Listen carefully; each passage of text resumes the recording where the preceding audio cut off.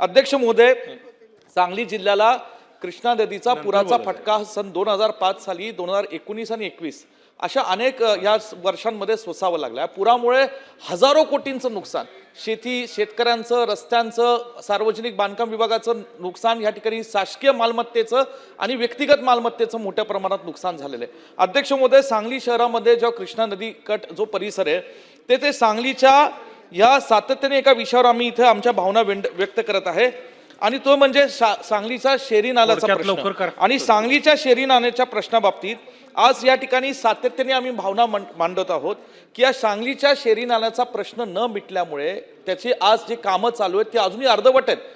तिथलं जे काही सांडपाणी आहे ते सगळं पुराचं घाण असणारं पाणी कृष्णा नदीत जातं आणि त्याच कृष्णा नदीतलं पाणीची व्यवस्था पुन्हा लोकांच्या पिण्याच्या पाण्यासाठी व्यवस्था करावी लागते। आज दुर्गंधी झालेल्या घाण पाण्यामधनं सांगली शहरातल्या आमच्या नागरिकांना दुर्दैवाने ते सोसावं लागतंय। अध्यक्ष महोदय, किती वर्षानुवर्षे चालले, पंप बसवले जातात पण पुढचा टप्पा केला जात नाही। काही पंप चालू असतात, काही पंप बंद असतात।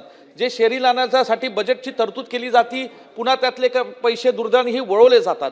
अध्यक्ष महोदय, हा सांगली शहरातल्या आमच्या नागरिकांचा एक अत्यंत गहन प्रश्न आहे आणि शेरी नाल्याच्या प्रश्नाबाबतीत आज जे कृष्णा नदी जी आपली एक मोठी महाराष्ट्रातली आज एक अत्यंत महत्त्वाची नदी आहे त्या नदीमध्ये शहरातलं पाणी जातं, तेच पाणी पुन्हा सांगलीकरांना सोसावं लागतं।